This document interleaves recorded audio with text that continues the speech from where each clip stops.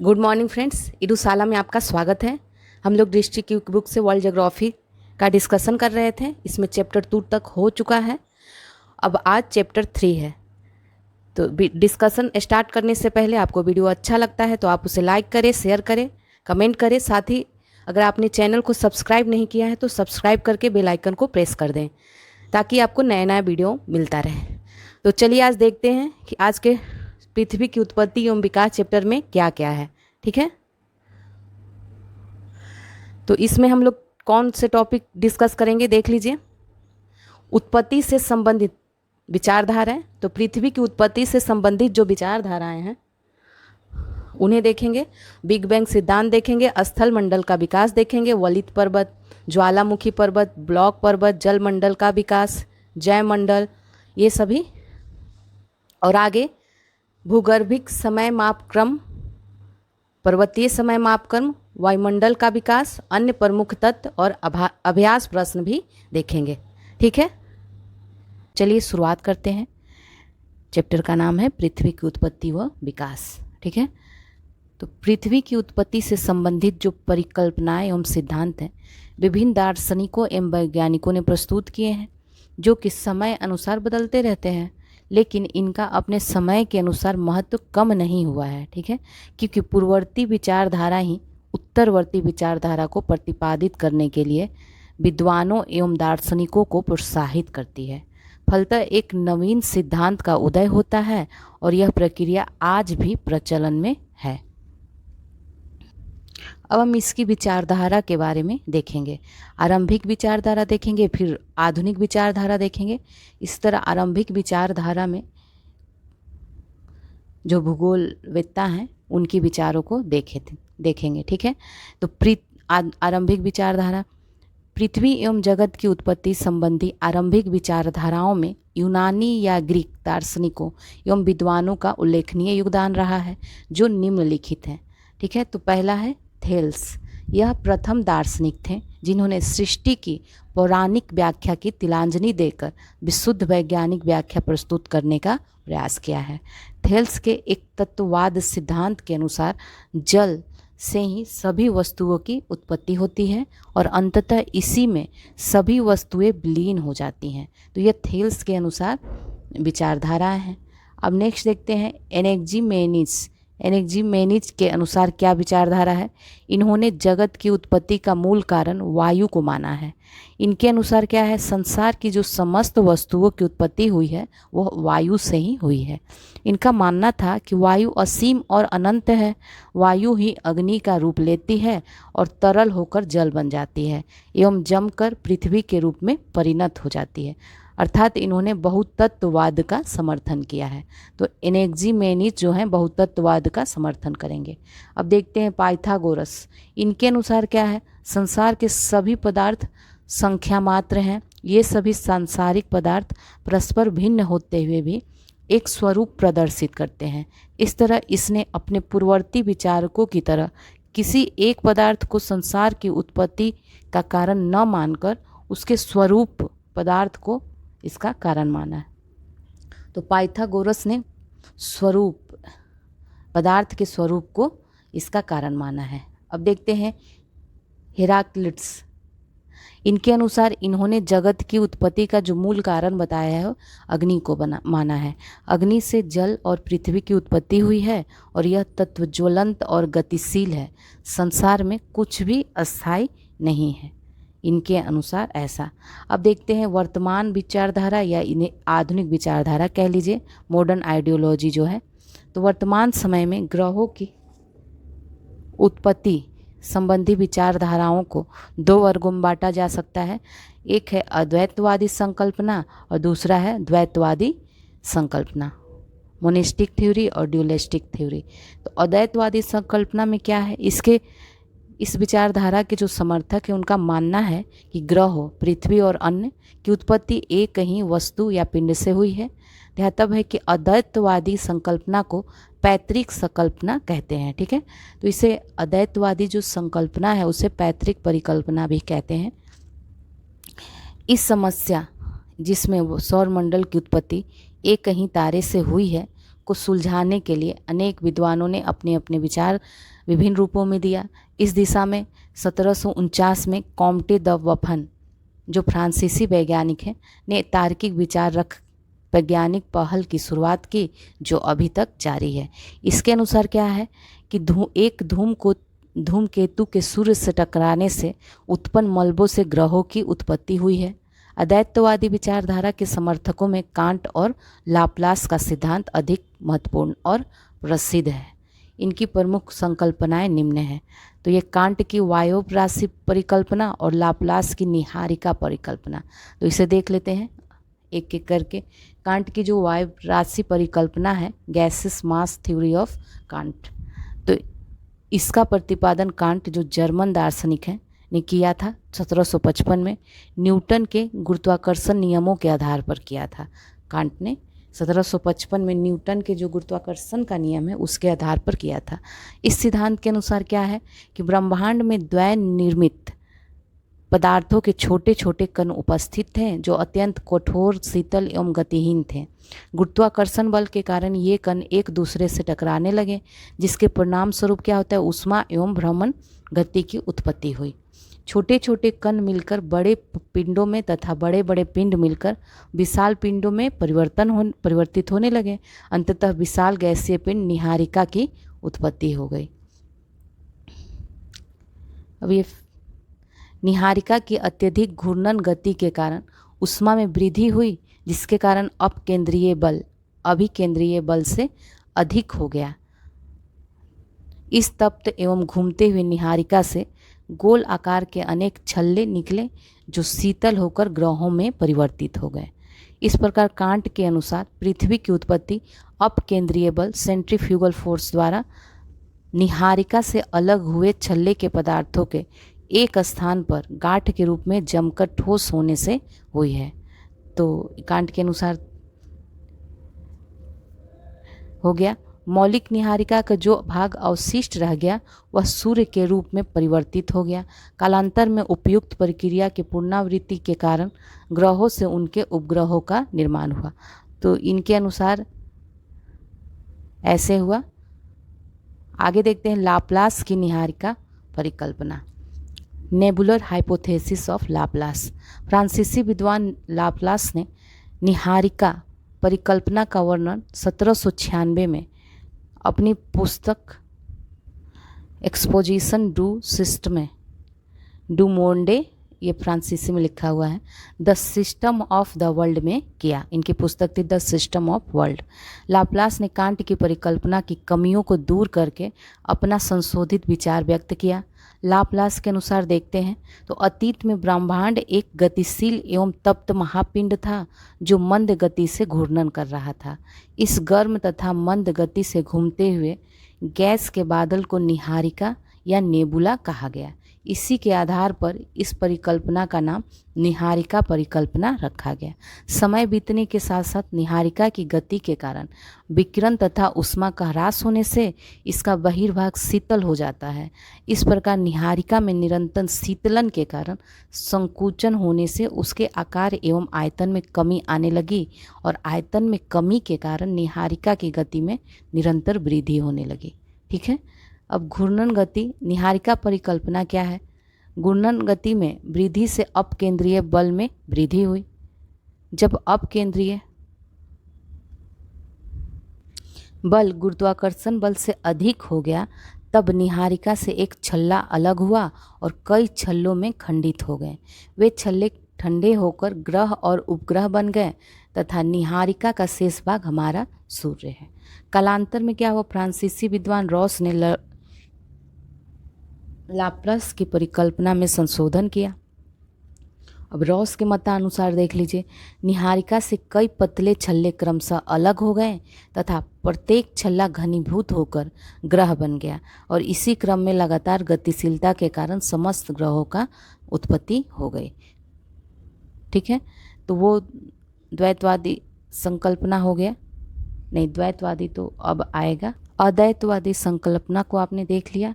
अब देखते हैं द्वैतवादी संकल्पना क्या है।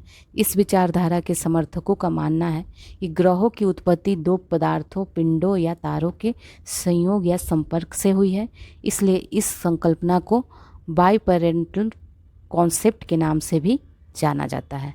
ठीक है, तो बाईपेरेंटल कॉन्सेप्ट के नाम से इसे जाना जाता है। चैबरलिन तथा मोल्टन की ग्रहाणु परिकल्पना देखते हैं। तो ग्रहाणु परिकल्पना का प्रतिपादन जो है चैबरलिन तथा मोल्टन ने 1905 में किया था। इसके अनुसार ग्रहों का निर्माण दो विशाल तारों, सूर्य एवं उसके एक सहायक तारे से हुआ है। ठीक है, इनके अनुसार क्या था, जब सहायक तारा सूर्य के पास से गुजरा तो उसके आकर्षण बल के कारण सूर्य की सतह से असंख्य छोटे छोटे कण बाहर आकर अलग हो गए, जिन्हें ग्रहाणु कहते हैं।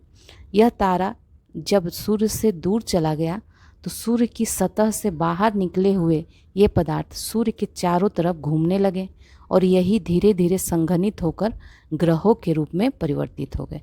तो ये किनके अनुसार था, चैबरलिन तथा मोल्टन के अनुसार। ठीक है, ग्रहाणु परिकल्पना के अनुसार ये था। अब देखते हैं जेम्स जीन्स व जेफरी की ज्वारीय परिकल्पना। ज्वारीय परिकल्पना का प्रतिपादन 1919 में जेम्स जीन्स ने किया। जेफरी ने 1929 में जीन्स की विचारधारा को संशोधित किया था। इस परिकल्पना के अनुसार ग्रहों का निर्माण सूर्य एवं तारे के संयोग से हुआ है।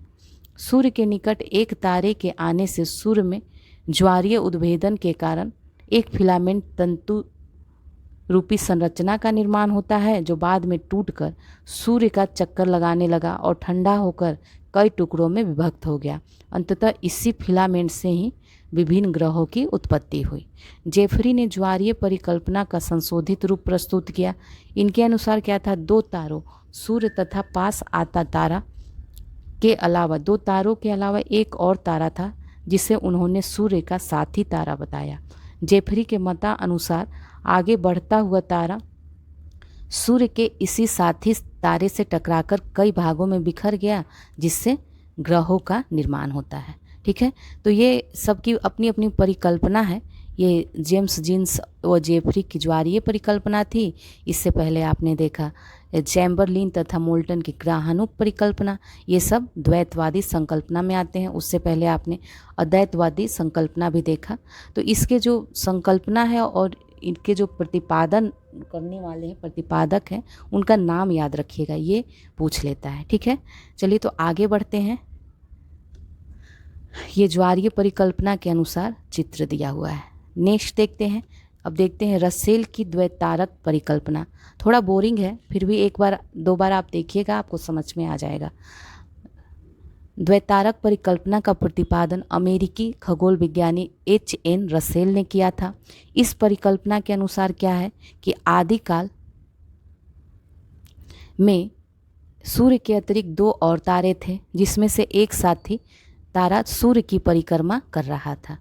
कुछ समय पश्चात साथी तारा एक विशालकाय दूसरे तारे के संपर्क में आ गया, जो इसकी तरफ आ रहा था, किंतु उसकी परिक्रमा की दिशा साथी तारे के विपरीत थी।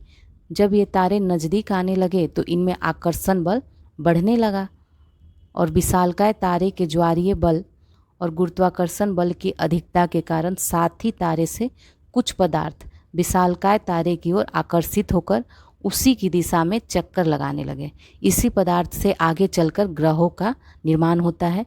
इन ग्रहों में आपसी आकर्षण बल के कारण ग्रहों से निकले पदार्थों से उपग्रहों का निर्माण हुआ है। तो इस तरह इन्होंने भी एक परिकल्पना दी, द्वैतारक परिकल्पना रसेल के द्वारा। ठीक है, अब नेक्स्ट पे आते हैं। ये फ्रेड होयल तथा लिटिल लटन की अभिनव तारा परिकल्पना क्या है।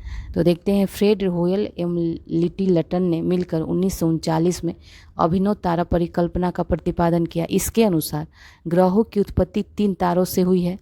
सिद्धांततः ग्रहों का निर्माण सूर्य के साथी तारे के विस्फोट से हुआ है। साथी तारे के विस्फोट से बिखरे धूल कण एवं गैस से सूर्य के चारों ओर चक्कर लगाने लगे और अंततः संगठित होकर ग्रहों का निर्माण कर दिया।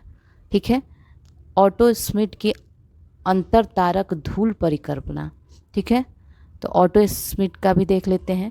अंतर तारक धूल परिकल्पना रूसी वैज्ञानिक ऑटो स्मिथ द्वारा 1943 में दिया गया है। इस परिकल्पना के अनुसार जब सूर्य आकाशगंगा के पास से गुजर रहा था तो सूर्य के आकर्षण बल से कुछ गैसीय बादल सहित धूल के कण भी आकर्षित होकर सूर्य के चारों तरफ परिक्रमा करने लगे। प्रारंभ में गैस और धूल के कण अव्यवस्थित रूप में सूर्य का अलग अलग चक्कर लगा रहे थे। गैस कम होने की वजह से अधिक अव्यवस्थित थी, जबकि धूल के कण संख्या में अधिक होने के कारण कम अव्यवस्थित थे। परिणाम स्वरूप धूल के कण घनीभूत होकर चपटी तस्तरी के रूप में बदल गए और अधिक संघनन से कई चरणों में गुजरने के बाद ग्रहों तथा उपग्रहों का निर्माण हुआ होगा। तो इस तरह इनकी ये परिकल्पना थी। अब आ जाते हैं बिग बैंग सिद्धांत, ठीक है। बिग बैंग थ्योरी सबसे ज़्यादा फेमस है। तो अभी तक आपने देखा कि पृथ्वी की उत्पत्ति हुआ कैसे, उसका विकास कैसे हो रहा है, इसके बारे में सबने अपनी अपनी परिकल्पना दी है। अब देखते हैं बिग बैंग सिद्धांत। बिग बैंग सिद्धांत का प्रतिपादन सबसे पहले तो ये याद रखिएगा कि जॉर्ज लेमंत्रे के द्वारा किया गया था और ये बेल्जियम के थे। यह सिद्धांत आधुनिक समय में ब्रह्मांड की उत्पत्ति संबंधी यह सर्वमान्य सिद्धांत है। इसे विस्तारित ब्रह्मांड परिकल्पना भी कहते हैं। तो ब्रह्मांडीय विस्तार का तात्पर्य है आकाश गंगाओं के मध्य होने वाले विस्तार से है, ठीक है। रॉबर्ट वेगनर ने इस सिद्धांत की 1967 में विस्तृत व्याख्या की है। इससे पूर्व एडविन हबल ने 1920 में ही प्रमाण दिया था कि ब्रह्मांड का विस्तार हो रहा है तथा समय बीतने के साथ साथ आकाशगंगाएं एक दूसरे से दूर हो रही हैं। तो बिग बैंग सिद्धांत के अनुसार क्या है कि ब्रह्मांड की उत्पत्ति आज से लगभग 13.7 अरब वर्ष पूर्व घने पदार्थों वाले विशाल अग्निपिंड के आकस्मिक जोरदार विस्फोट तथा उससे उत्पन्न विकिरण के कारण हुआ है, ठीक है। विस्फोट के पश्चात उत्पन्न पदार्थों के सृजन से अनेक पिंडों का निर्माण हुआ। कालांतर में पिंडों के आकार में वृद्धि होने से आकाशगंगाओं का निर्माण हुआ। आकाशगंगाओं में पुनः विघटन से विखंडन होता है और उससे तारों का निर्माण होता है और तारों में विखंडन से ग्रहों का निर्माण होता है और यह प्रक्रिया वर्तमान में भी जारी है और इसकी पुष्टि डॉपलर प्रभाव से हो जाती है। तो बिग बैंग सिद्धांत इसे याद रखिएगा, ये इम्पॉर्टेंट है। तो इस तरह इनके अनुसार ग्रहों की उत्पत्ति होती है। अब हॉयल ने बिग बैंग के विकल्प के रूप में स्थिर अवस्था संकल्पना प्रस्तुत की। इस संकल्पना के अनुसार ब्रह्मांड का विस्तार सदा एक समान रहा, परंतु ब्रह्मांड के विस्तार के संबंध में अधिकाधिक प्रमाण मिलने से इस संकल्पना को अधिक मान्यता नहीं मिल पाई, ठीक है।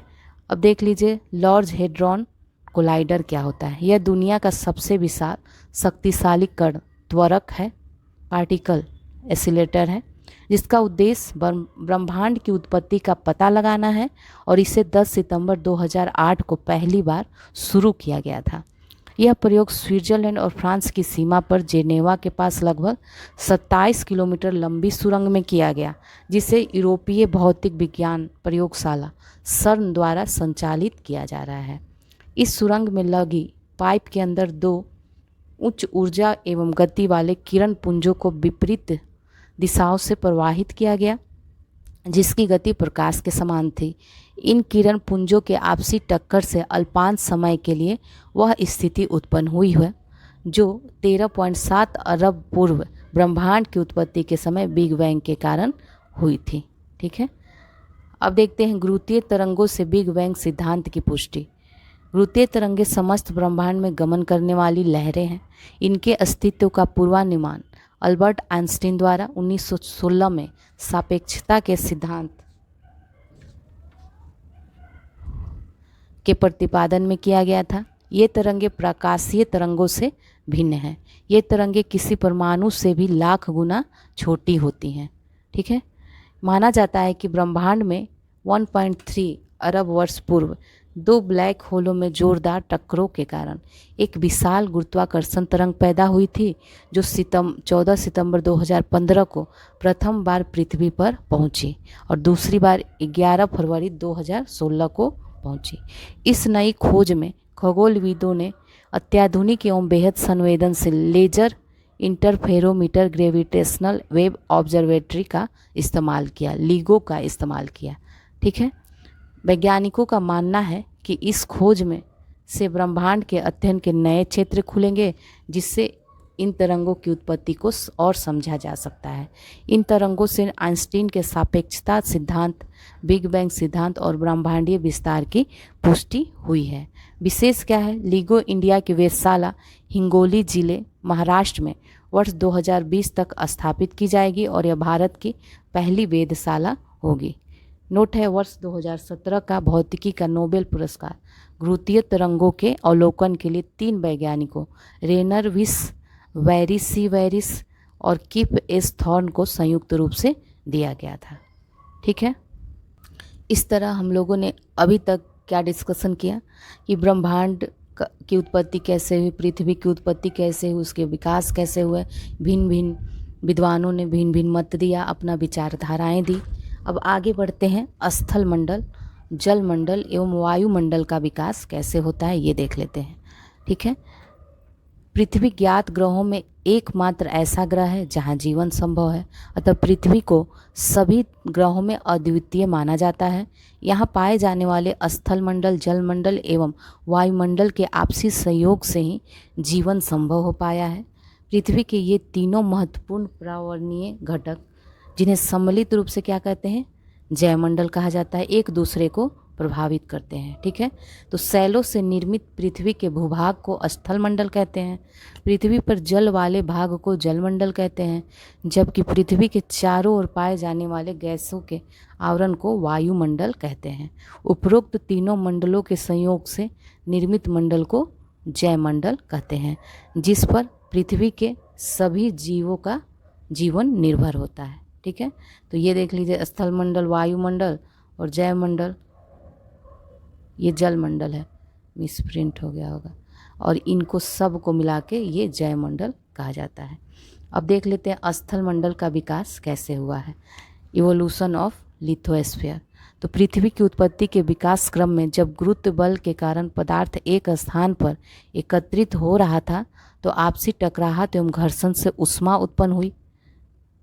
ऊष्मा के प्रभाव से पदार्थ पिघलने लगे। यह प्रक्रिया पृथ्वी की उत्पत्ति एवं उसके कुछ समय बाद तक जारी रही। अत्यधिक ताप के कारण पृथ्वी आंशिक रूप से द्रव अवस्था में रह गई एवं हल्के एवं भारी पदार्थ घनत्व में अंतर के कारण अलग होने लगे।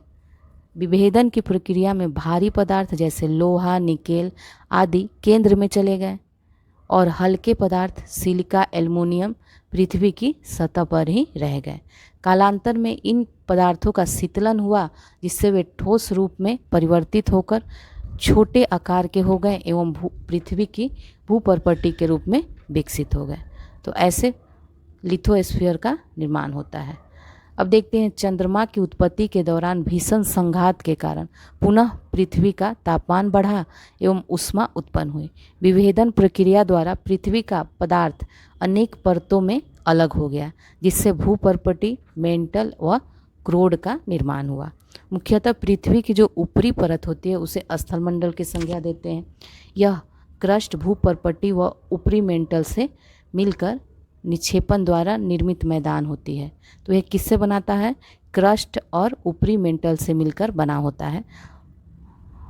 इस पर विशाल भूखंड वाले महाद्वीप तथा विशाल जलाशय वाले महासागरों का विस्तार पाया जाता है। स्थलमंडल पृथ्वी का सबसे कठोर भाग होता है। इसे 2 भागों महासागरीय स्थलमंडल तथा महाद्वीपीय स्थलमंडल में वर्गीकृत किया जाता है।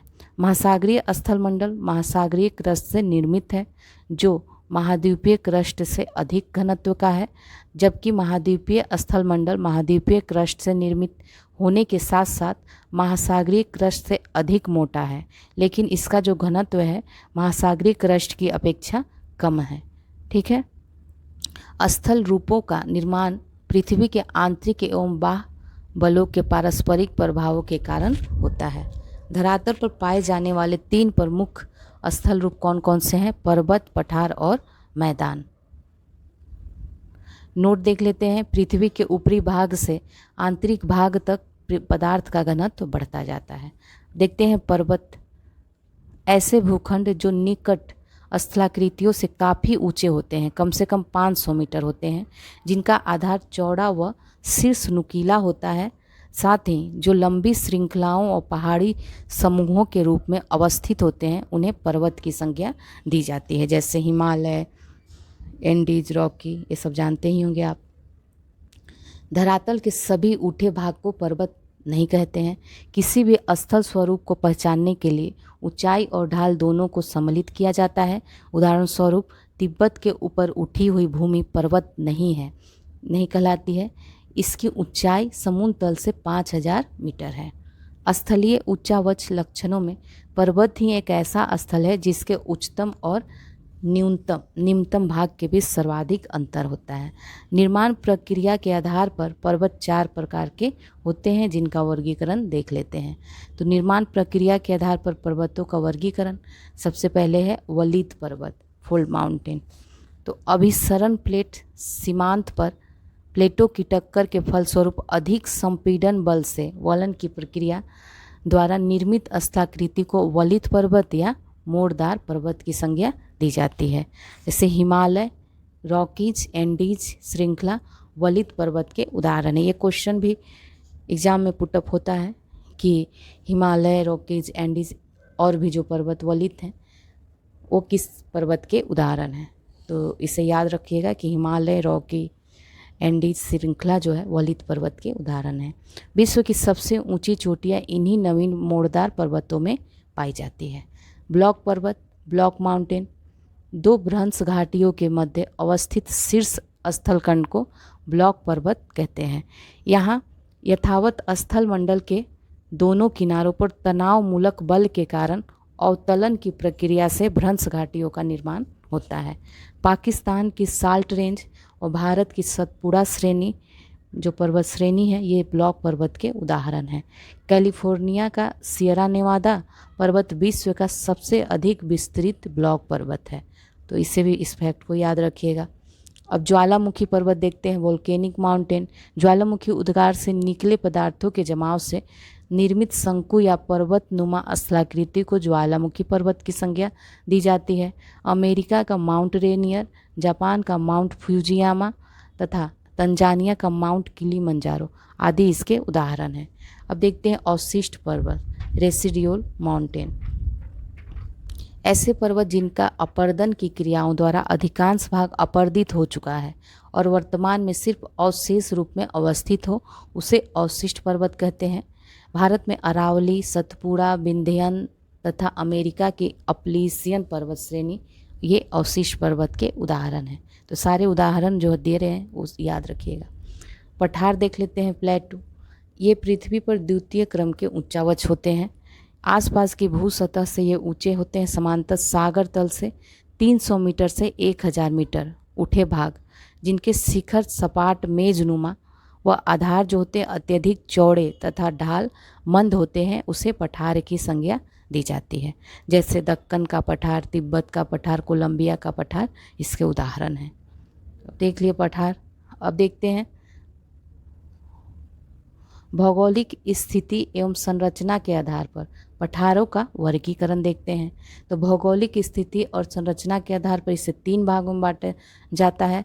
अंतरा पर्वतीय पठार, चारों ओर से ऊंची पर्वत श्रेणियों से घिरे पठारों को अंतरा पर्वतीय पठार कहते हैं। जैसे तिब्बत का पठार, बोलिविया का पठार, तो यह चारों ओर से ऊंची पर्वत श्रेणियों से घिरा होता है। गिरिपदीय पठार, पर्वत की तलहटी में स्थित पठार जिनके दूसरी ओर समुद्र या मैदान हो, गिरिपदीय पठार कहलाता है। ठीक है, तो पर्वत की तलहटी में स्थित पठार जिनके दूसरी ओर समुद्र या मैदान हो, उसे गिरिपदीय पठार कहते हैं। जैसे पैटागोनिया का पठार दक्षिण अमेरिका में है। पिडमॉन्ट का पठार कहाँ है? उत्तर अमेरिका में। अब देख लेते हैं महाद्वीपीय पठार। धरातल के विस्तृत भूभाग के ऊपर उठने से बने पठार महाद्वीपीय पठार कहलाते हैं। इन पठारों को सिल्ड भी कहते हैं। जैसे भारत का प्रायद्वीपीय पठार, कनाडियन सिल्ड, ये सभी महाद्वीपीय पठार हैं। अब चलिए देख लेते हैं विश्व के प्रमुख पठार व उनकी स्थिति। ये पठार है और अवस्थिति। तो तिब्बत का पठार कहाँ है? मध्य एशिया में। मंगोलिया का पठार कहाँ है? उत्तरी मध्य चीन तथा मंगोलिया में। भारतीय प्रायद्वीपीय पठार भारत का दक्षिणी प्रायद्वीपीय भाग। ग्रेट बेसिन पठार संयुक्त राज्य अमेरिका में है। तुर्किया अनातोलिया का पठार तुर्की में है। यूनान का पठार म्यांमार, चीन, वियतनाम और लाओस में है। ऑस्ट्रेलिया का पठार ऑस्ट्रेलिया में है। कोलंबिया पठार संयुक्त राज्य अमेरिका में है। कोलोराडो का पठार संयुक्त राज्य अमेरिका में है। ग्रीनलैंड पठार ग्रीनलैंड में है। यूकॉन या अलास्का पठार कहेंगे तो यह अलास्का संयुक्त राज्य अमेरिका में है। अबिसिनिया या इथोपिया का पठार यह कहाँ है? तो यह पूर्वी अफ्रीकी राज्यों इथोपिया और सोमालिया में विस्तृत है। मेसेटा का पठार स्पेन का आइबेरियन द्वीप प्रायद्वीप में है। तो ये सभी याद रखिएगा क्योंकि ये एग्जाम में पूछता है। अब देखते हैं मैदान। मैदान कैसे होते हैं? यह समांतर समतल भूभाग होते हैं। इनकी ऊंचाई समुद्री तल से लगभग 150 मीटर होती है। अधिकतर मैदानों का निर्माण नदियों द्वारा अपरदित पदार्थों के जमाव द्वारा होता है। तो अधिकतम जो मैदानों का निर्माण होता है नदियों द्वारा अपरदित पदार्थ जैसे कंकड़, बालू, पत्थर, इन सभी के जमाव द्वारा होता है। जैसे हांग हो का मैदान, गंगा का मैदान, सिंधु का मैदान आदि। अगर बनावट के आधार पर देखें तो मैदानों का वर्गीकरण 3 प्रकार से किया गया है। कौन कौन? तो संरचनात्मक मैदान, अपरदन द्वारा निर्मित मैदान और निक्षेपणात्मक मैदान। तो देख लेते हैं इन्हें एक एक करके। संरचनात्मक मैदान क्या है? तो महाद्वीपीय निमग्न तट के उद्यान अथवा भूमि के नीचे धंसने के कारण बने मैदान को संरचनात्मक मैदान कहते हैं। महाद्वीपीय निमग्न तट के उद्यान अथवा भूमि के नीचे धंसने के कारण बने मैदान को क्या कहते हैं? संरचनात्मक मैदान। अपरदन द्वारा निर्मित मैदान, पर्वतों और पठारों के लंबे समय तक अपरदन से बने मैदान को अपरदन जनित मैदान कहते हैं। निक्षेपणात्मक मैदान क्या होता है? अपरदन के कारकों जैसे नदी, पवन, हिमानी के द्वारा प्रभावित कर लाए गए पदार्थों के निक्षेपण से निर्मित मैदान को निक्षेपणात्मक मैदान कहते हैं। जैसे गंगा का मैदान जलोढ़ मृदा से निक्षेपण द्वारा निर्मित मैदान, लोएस मैदान इत्यादि पवन द्वारा निर्मित है। तो गंगा का मैदान जलोढ़ मृदा से निक्षेपण द्वारा निर्मित मैदान है और लोएस जो है पवन द्वारा निर्मित मैदान है। ऐसे क्वेश्चन भी पूछे जाते हैं। संप्राय भूमि किसे कहते हैं? तो नदियों के द्वारा पर्वतों के अपरदन के फलस्वरूप समतल भूमि के रूप में निक्षेपण द्वारा निर्मित मैदान को संप्राय भूमि या पेनी प्लेन कहते हैं। इन क्षेत्रों में पाई जाने वाली कठोर शैलों को मोनेड नॉक कहते हैं। ठीक है, मोनेड नॉक। तो इन क्षेत्रों में जो पाई जाने वाली कठोर शैलें होती हैं उन्हें कहते हैं मोनेड नॉक। अब देख लेते हैं मरुस्थल। मरुस्थल स्थल खंड के शुष्क व अर्ध शुष्क भाग है। मरुस्थल मुख्यतः उपोष्ण उच्च वायु दाब वाले क्षेत्रों में पाए जाते हैं जहां प्रति चक्रवातीय दशा व तापीय प्रतिलोमन की स्थिति बनती है। मरुस्थलीय क्षेत्रों में वर्षा की मात्रा वाष्पीकरण की दर से अत्यंत कम होती है। उष्ण मरुस्थल के निर्माण के लिए कुछ विशेष स्थितियां हैं, जैसे हवाओं का अवरोहण होना चाहिए, प्रति चक्रवातीय दशाएं होनी चाहिए, ठंडी जलधाराओं का प्रभाव, आर्द्रता युक्त व्यापारिक पवनों का अभाव इत्यादि उत्तरदायी माने जाते हैं। ये उष्ण मरुस्थल के लिए। अब देख लेते हैं विश्व के प्रमुख मरुस्थल व उनकी स्थिति। तो सहारा मरुस्थल कहाँ है? उत्तरी अफ्रीका में। Gibson, great Victoria, great Sandy Australia में है। गोबी मंगोलिया व चीन में है। कालाहारी बोत्सवाना, नामीबिया और दक्षिण अफ्रीका में है। अटाकामा कहाँ पे है? तो यह उत्तरी चिली एवं दक्षिणी पेरू में है। तकला मकान चीन में है। दस्त ए लूट पूर्वी ईरान में है। दस्त ए कबीर उत्तर पूर्वी ईरान में है। पेटागोनिया अर्जेंटीना में है। थार कहाँ है? भारत और पाकिस्तान में। तो इस तरह आपने मरुस्थल भी देख लिया। अब देखते हैं पृथ्वी की सतह का वर्गीकरण। तो पृथ्वी की सतह को 2 मुख्य भागों में बांटा जा सकता है, महाद्वीप और महासागरीय बेसिन। तो पृथ्वी के बड़े स्थलीय भूभाग को महाद्वीप कहते हैं और महासागरीय बेसिन, पृथ्वी पर बड़े जलाशयों को महासागरीय बेसिन कहते हैं। महाद्वीप देख लेते हैं। पृथ्वी पर 7 महाद्वीप पाए जाते हैं जिनका क्षेत्रफल की दृष्टि से घटते क्रम में एशिया, अफ्रीका, उत्तर अमेरिका, दक्षिण अमेरिका, अंटार्कटिका, यूरोप, ऑस्ट्रेलिया ये घटते क्रम में है। जैसे एशिया सबसे बड़ा है और ऑस्ट्रेलिया सबसे छोटा। नेक्स्ट, महाद्वीप और महासागर पृथ्वी के प्रथम श्रेणी के उच्चावच माने जाते हैं। स्थल मंडल देख लिया हम लोगों ने, अब जल मंडल का विकास देख लेते हैं। पृथ्वी के शीतलन एवं ज्वालामुखी विस्फोट से उत्पन्न गैसों एवं जलवाष्प की संघनन क्रिया के फलस्वरूप वर्षा का आरंभ हुआ और इस वर्षा जल का धरातल के गर्तों में जमाव होना प्रारंभ हुआ। अनवरत चलने वाली इस जल निर्माण प्रक्रिया एवं जमाव से ही महासागरों का निर्माण हुआ। प्रकाश संश्लेषण की प्रक्रिया द्वारा ऑक्सीजन में बढ़ोतरी महासागरों में उत्पन्न शैवालों की देन है। ठीक है, तो प्रकाश संश्लेषण की प्रक्रिया द्वारा जो ऑक्सीजन में बढ़ोतरी होती है यह महासागरों में उत्पन्न जो शैवाल होते हैं उन्हीं की देन है। उस समय तक जीवन सिर्फ महासागरों तक ही सीमित रहा। बहुत पहले जो जीवन था वो महासागरों में ही होता था सिर्फ। महासागरों, नदियों, झीलों, हिम नदियों, मृदा एवं वायुमंडल में तरल, ठोस तथा गैस की अवस्था में उपस्थित समस्त जल को जलमंडल कहा जाता है। यद्यपि समांतर केवल महासागरीय जल को ही जलमंडल माना जाता है। ठीक है,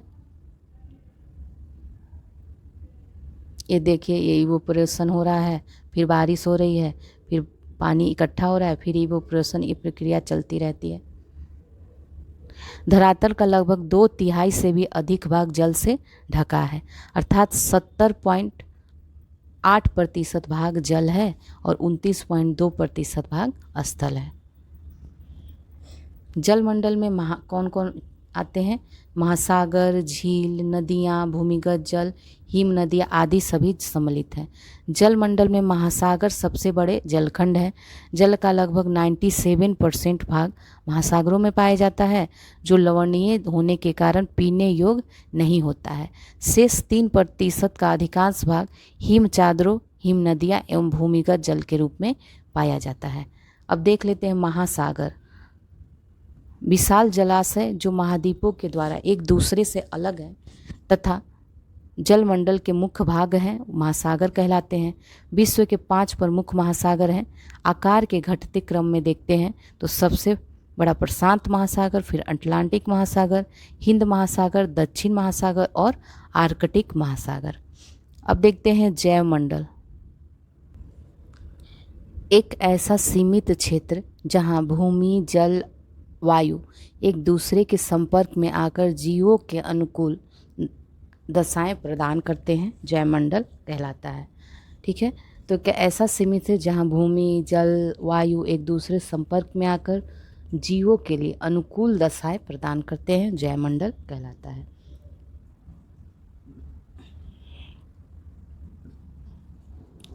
मनुष्य सहित सभी प्राणी जीवित रहने के लिए जीवमंडल में एक दूसरे से जुड़े हुए हैं। ठीक है, ये देख लो, वायुमंडल है और ये जैवमंडल पूरे मिलाकर। जैवमंडल के प्राणियों को मुख्यतः 2 भागों में जंतु जगत और पादप जगत में विभक्त किया जाता है। यह वायुमंडल में ऊर्ध्वाधर रूप से 15 किलोमीटर तक विस्तृत है। क्षैतिज रूप से जैवमंडल लगभग समस्त पृथ्वी को घेरे हुए है। जैवमंडल के अगर घटक देखते हैं, कंपोनेंट्स ऑफ बायोस्फीयर, तो इसके 3 मूल घटक है: अजैविक घटक, जैविक घटक और ऊर्जा घटक। अजैविक घटक किसे कहते हैं? Abiotic component. इन घटकों में वे सभी अजैविक तत्व सम्मिलित होते हैं जो सभी जीवित जीवों के लिए आवश्यक होते हैं, जैसे स्थल मंडल, वायुमंडल, जलमंडल। समानतः इनको वायु, जल एवं मृदा से संबोधित किया जाता है। जैविक घटक देख लीजिए, बायोटिक कंपोनेंट जिसे कहते हैं। पौधे, जीव जंतु और सूक्ष्म जीव पर्यावरण के 3 प्रमुख जैविक घटक हैं। अब देखते हैं ऊर्जा घटक, एनर्जी कंपोनेंट्स। तो यह जैवमंडल का तीसरा घटक है। यह घटक इस ग्रह पर प्रत्येक प्रकार के जैविक जीवन के उत्पादन एवं पुनर्उत्पादन के लिए आवश्यक है। जैवमंडल में सूर्य ऊर्जा का प्रमुख स्रोत है। जीवन की उत्पत्ति, अब देखते हैं, जीव की उत्पत्ति एवं विकास क्रम पृथ्वी की उत्पत्ति का अंतिम चरण है। माना जाता है कि जीवन का विकास लगभग 380 करोड़ वर्ष पहले आरंभ हुआ।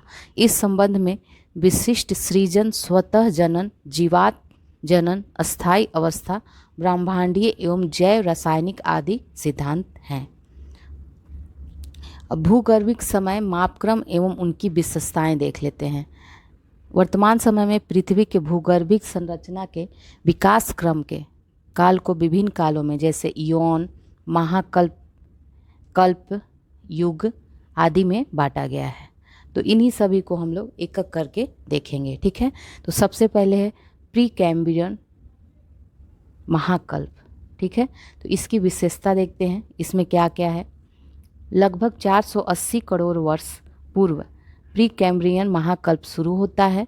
इसका समय पृथ्वी की उत्पत्ति से लेकर आज से 57 करोड़ वर्ष के पहले तक माना जाता है। तो जब से पृथ्वी की उत्पत्ति हुई है और आज से 57 करोड़ वर्ष के पहले तक को प्री कैम्ब्रियन महाकल्प माना जाता है। इस महाकल्प में निर्मित प्राचीनतम पर्वत को आर्कियन पर्वत कहते हैं। ताप और दाब के कारण इस युग की चट्टानों में सर्वाधिक रूपांतरण हुआ। इस महाकल्प की चट्टानों में ग्रेनाइट एवं नीस की प्रधानता है, जिसमें सोना एवं लोहा पाया जाता है। तो इस समय की जो निर्मित पर्वत थी वो आर्कियन पर्वत कहलाती है। और इसी समय ताप एवं दाब के कारण चट्टानों में सर्वाधिक रूपांतरण हुआ और ग्रेनाइट एवं नीस प्रकार की चट्टानें इस समय मिलती है, जिसमें सोना एवं लोहा पाया जाता है। भारत में इसी समय अरावली पर्वत एवं धारवाड़ क्रम की चट्टानों का भी निर्माण हुआ है। इसी समय कनाडियन या लॉरेंसियस शिल्ड का निर्माण हुआ है। इस महाकल्प में समुद्रों में रीढ़ विहीन एक कोशिकीय जीवों का उद्भव हो गया था, किंतु शैलों में जीवाश्मों का पूर्णतः अभाव था। वनस्पति के क्षेत्र में देखें तो इस समय तक केवल सागरीय घास का ही उद्भव हो सका था, परंतु स्थल भाग जीव रहित था। इस समय कोई जीव उत्पन्न नहीं हुआ था। अब हम लोगों ने प्री कैम्ब्रियन देखा, तो अब देखते हैं कैम्ब्रियन कल्प। इसकी विशेषता क्या है। यह पेलियोजोइक पूरा जीव महाकल्प का पहला कल्प था।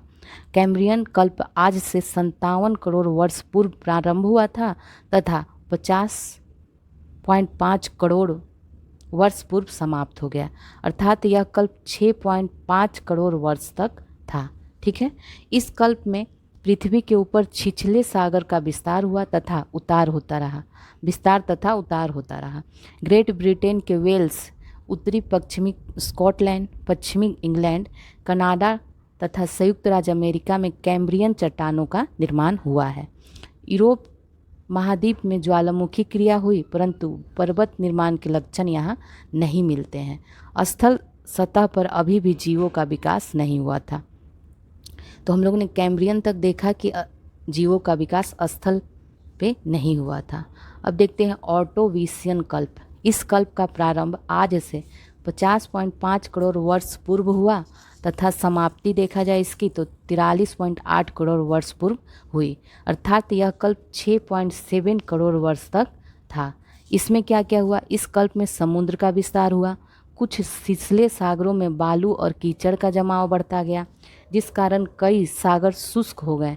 इस युग की चट्टानों का जमाव उत्तर पश्चिम यूरोप तथा उत्तरी अमेरिका में संपन्न हुआ।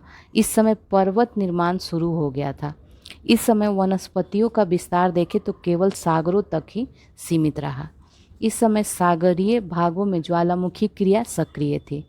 सब जगह पर गर्म जलवायु थी, किंतु कोई जलवायु कटिबंध अभी तक नहीं था। अब देखते हैं सिलुरियन कल्प। इसकी विशेषता क्या है।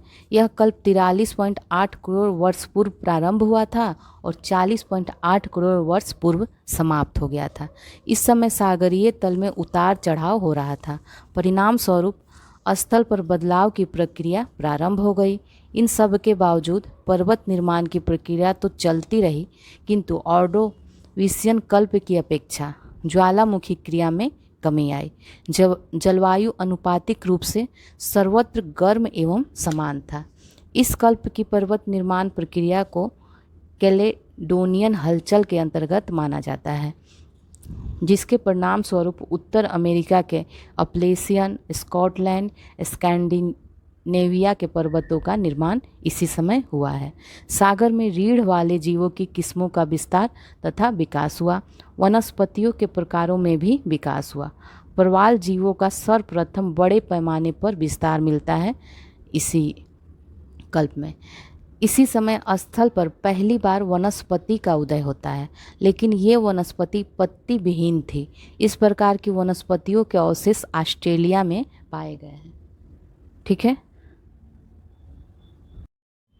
डिवोनियन कल्प। यह कल्प 40.8 करोड़ वर्ष पूर्व प्रारंभ हुआ था तथा लगभग 36 करोड़ वर्ष पहले तक समाप्त हो गया था।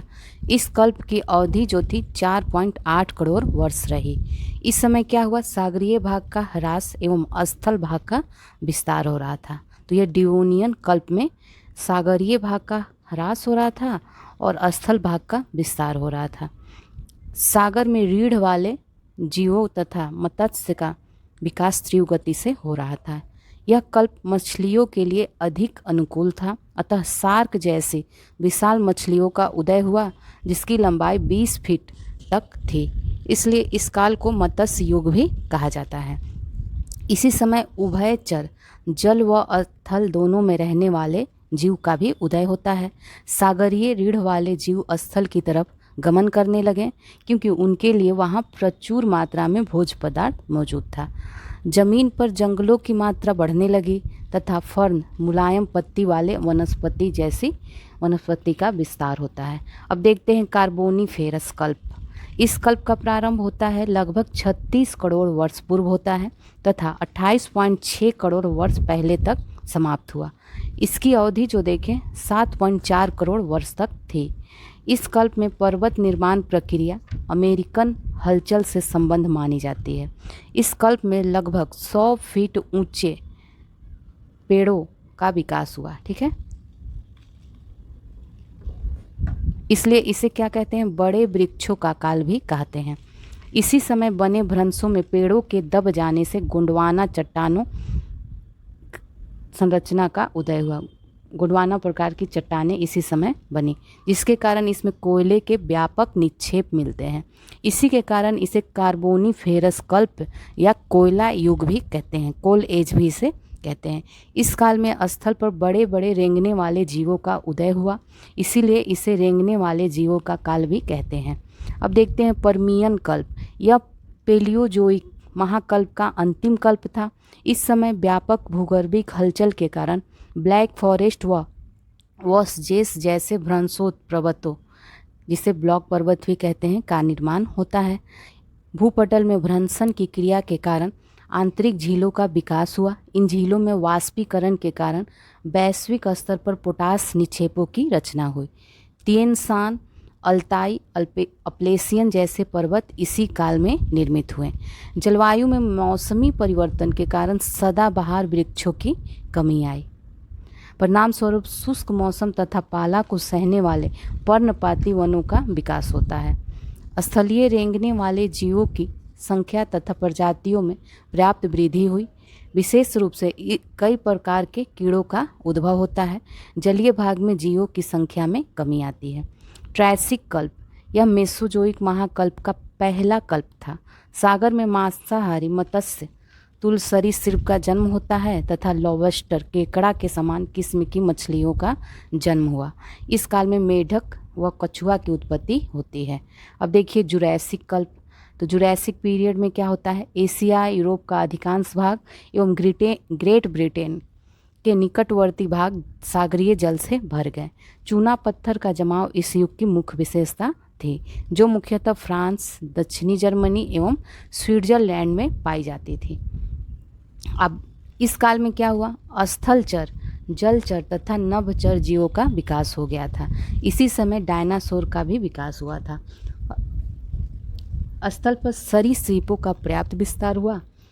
कुछ सरीसृप अत्यधिक लंबे तथा भारी थे, जिससे वे स्थलों पर नहीं रह सके और दलदल में चले गए।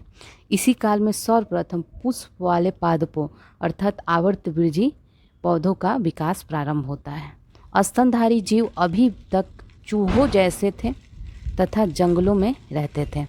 प्रथम उड़ने वाले पक्षी आर्कियोप्टेरिक्स का उद्भव इसी कल्प में हुआ। अब देखते हैं क्रीटेशियस कल्प। इस समय क्या हुआ, रॉकी एवं एंडीज पर्वत का निर्माण होता है इसी समय। तो क्रीटेशियस कल्प में रॉकी एवं एंडीज पर्वत श्रेणियों का निर्माण प्रारंभ होता है। इसी कल्प में ज्वालामुखी लावा के दरारी उद्भेदन से दक्कन त्रैप व काली मृदा का भी भारत में निर्माण होता है। ठीक है, तो दक्कन त्रैप और काली मृदा का भारत में निर्माण हुआ। सागरीय क्षेत्रों में शार्क तथा हेरिंग के समान मत्स्य का जन्म हुआ। उड़ने वाले तथा पर विहीन दोनों प्रकार के पक्षियों का विकास होता है। अभी स्तनधारियों की स्थिति अनिश्चित थी। इस कल्प में डायनासोर लगभग विलुप्त हो गए थे। अब देखते हैं पेलियोसीन युग। ठीक है, पेलियोसीन देखते हैं। सीनोजोइक महाकल्प के टर्सरी कल्प का यह पहला युग था। इस युग में क्या होता है, सागरीय विस्तार अपेक्षाकृत सीमित हुआ, यद्यपि स्थल खंडों के विकास की गति सक्रिय रही। अल्पाइन पर्वतीकरण, पुष्पी पादपों का विस्तार होता है। स्तनधारी जीवों की संख्या में तीव्र गति से ह्रास देखा गया, किंतु मानव समान बंदरों तथा छोटे स्तनपायी चूहों का विकास हुआ। इस समय योसीन युग, यूरोप महाद्वीप के ज़्यादातर भागों के नीचे दब जाने के कारण सागर का विस्तार हुआ। पिछले युग में निर्मित पर्वत श्रेणियों की ऊंचाई में वृद्धि होने लगी। ज्वालामुखी की क्रिया विस्तृत पैमाने पर हुई, जिससे स्कॉटलैंड, आयरलैंड, प्रायद्वीपीय भारत पर अत्यधिक लावा का जमाव हुआ। इस काल में ज्वालामुखी उद्गार के कारण ही स्थल पर रेंगने वाले जीव प्रायः विलुप्त प्राय हो गए तथा प्राचीन बंदर, गिब्बन जो म्यांमार में हैं, हाथी, घोड़ा, गैंडा, सुअर आदि के पूर्वजों का उदय होता है। बृहद हिमालय की उत्पत्ति भी मुख्यतः इसी काल में हुई है। अब देखते हैं ओलिगोसिन युग। इस युग में स्थलीय भाग का विस्तार होता है एवं सागरीय भाग का संकुचन हुआ।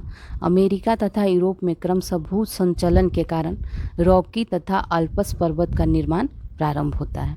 इसी काल में पूंछ विहीन बंदर का उदय होता है जो मानव के पूर्वज थे। अल्पस पर्वत का निर्माण तथा बृहद हिमालय का निर्माण इस काल में पूर्णता की ओर जारी रहा। अब देखते हैं मायोसीन युग। यह लघु या मध्य हिमालय की उत्पत्ति का मुख्य काल है। इस युग में क्या हुआ, जलवायु दशाओं में अंतर के कारण उत्तर अमेरिका तथा यूरोप में पतझड़ वाले वृक्षों का उद्भव हुआ। उत्तर अमेरिका के प्रेयरी मैदानों में घासों का विकास होता है। इस युग में जलीय भाग में अस्थि वाली मछलियों की प्रजातियों में वृद्धि होती है। इस समय की प्रमुख मछली देखें तो शार्क थी, जिसकी लंबाई लगभग 60 फीट थी। स्थलीय भागों पर पुच्छ विहीन बंदर तथा हाथियों का स्थानांतरण अफ्रीका से यूरोप तथा एशिया में हुआ। इस युग में पेंगुइन का उद्भव अंटार्कटिका में होता है। अब देखते हैं प्लायोसीन युग। सीनोजोइक महाकल्प के टर्सरी कल्प का यह अंतिम युग है। इस काल में समुद्रों के अवसादीकरण से विस्तृत तटीय मैदानों का निर्माण हुआ। इस युग में बड़े आकार वाली शार्क मछली का विनाश हो गया। स्थल पर बड़े बड़े स्तनधारी जीवों का ह्रास हुआ। आरंभिक मानव की उत्पत्ति हुई। शिवालिक की उत्पत्ति भी इसी काल में हुई। काला सागर, उत्तरी सागर, कैस्पियन सागर, अरब सागर की उत्पत्ति हुई। प्लीस्टोसीन युग आते हैं। यह सीनोजोइक महाकल्प के क्वार्टरी कल्प का यह पहला युग है। महान हिम युग का संबंध इसी युग से है। इस युग में तापमान बहुत कम हो गया था, जिसके कारण पृथ्वी पर यूरोप में क्रमशः 4 हिम युग देखे गए जो निम्नलिखित हैं। गुंज, मिंडेल, रिस और वुर्म, ये सभी क्या हैं, 4 हिम युग हैं। हिम युगों से अनेक भूदृश्य का निर्माण होता है, जैसे उत्तर अमेरिका की बृहद झीलें तथा नॉर्वे, स्वीडन, स्विट्जरलैंड तथा उत्तरी इटली में झीलों का विकास इसी समय होता है।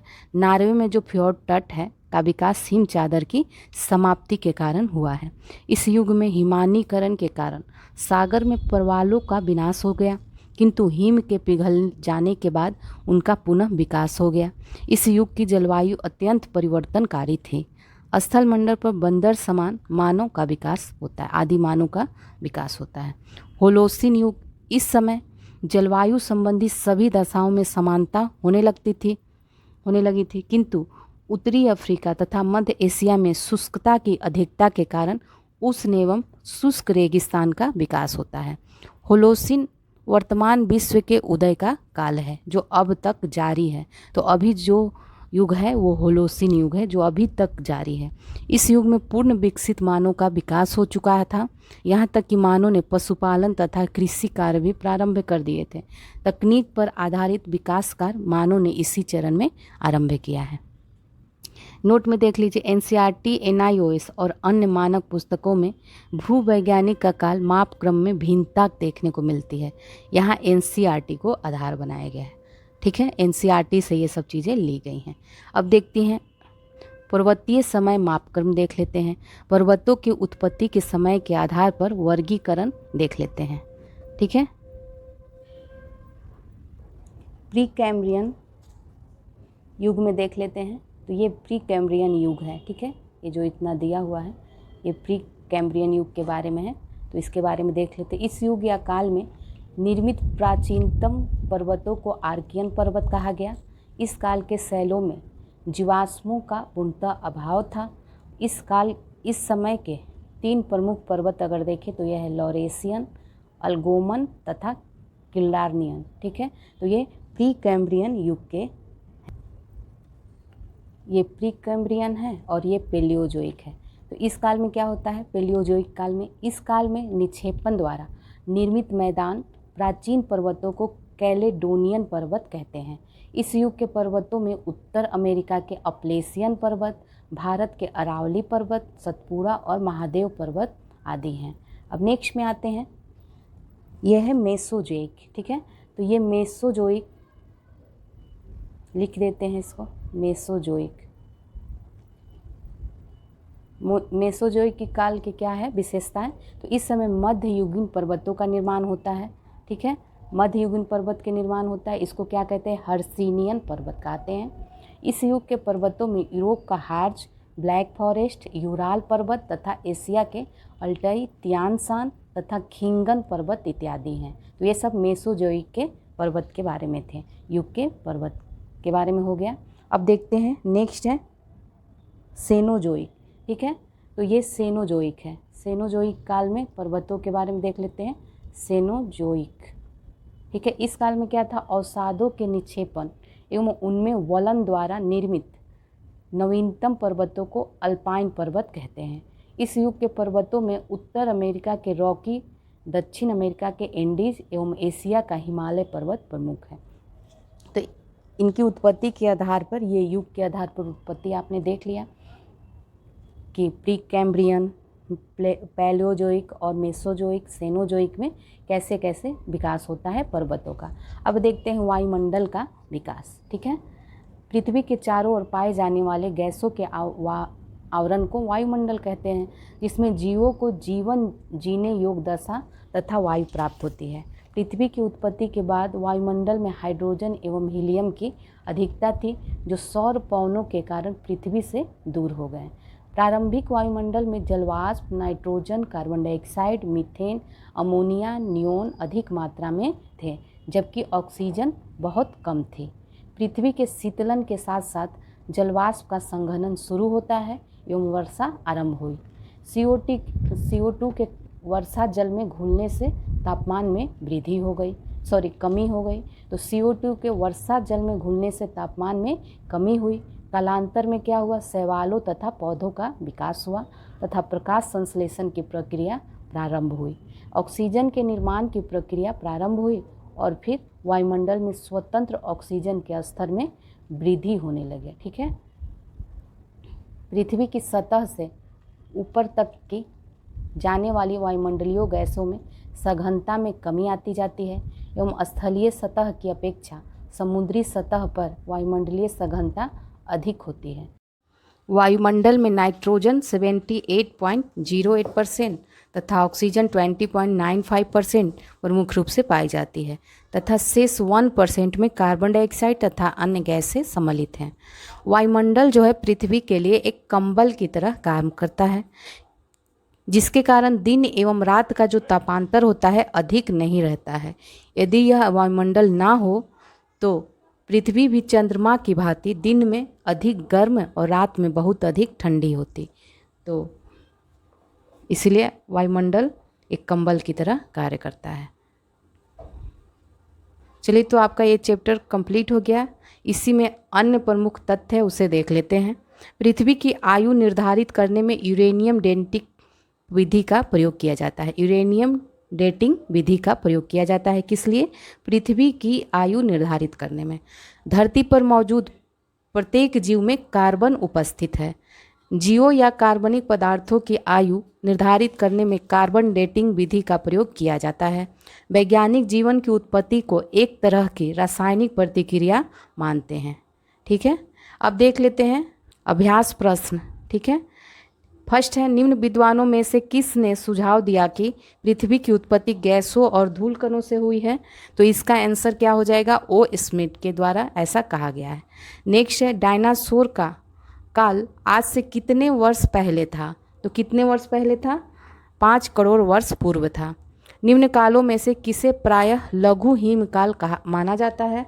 तो लघु हिमकाल 1650 से ईस्वी से 1870 ईस्वी को माना जाता है। नेक्स्ट है, महान हिमयुग का संबंध किससे है? तो यह प्लीस्टोसीन से है। बिग बैंग सिद्धांत के अनुसार ब्रह्मांड की उत्पत्ति लगभग कितने वर्ष पूर्व हुई थी? तो इसकी उत्पत्ति 14 अरब वर्ष पूर्व हुई थी। नेक्स्ट है, अन्य देख लेते हैं। नेक्स्ट क्वेश्चन क्या है? हाल ही में किए गए महाप्रयोग लार्ज हेड्रॉन कोलाइडर का संबंध किससे है? तो इसका संबंध ब्रह्मांड से है। वायुमंडल में सर्वाधिक मात्रा में पाई जाने वाली गैस कौन सी है? तो यह कौन सी है? नाइट्रोजन है। विश्व के 2 सबसे छोटे महाद्वीप कौन से हैं? तो इसका आंसर क्या हो जाएगा? ऑस्ट्रेलिया और यूरोप। नेक्स्ट है, निम्न में से कौन अंतरा पर्वतीय पठार का उदाहरण है? तो इसमें अंतरा पर्वतीय पठार का उदाहरण तिब्बत का पठार है। निम्न में से कौन सा पर्वत ज्वालामुखी पर्वत से संबंधित नहीं है? तो वह है हिमालय पर्वत। ठीक है, तो चलिए, आपका ये चैप्टर और साथ ही साथ अभ्यास प्रश्न कंप्लीट हो गया। अब हम लोग नए चैप्टर में मिलेंगे न्यू वीडियो में। तो आपको वीडियो अच्छा लगता है तो प्लीज़ उसे लाइक करें, शेयर करें और कमेंट करना तो ना भूलें। साथ ही अगर आपने चैनल को सब्सक्राइब नहीं किया है तो आप कर लीजिए और बेल आइकन को प्रेस कर दीजिए ताकि आपको नए नए वीडियो मिलता रहे। चलिए, ओके।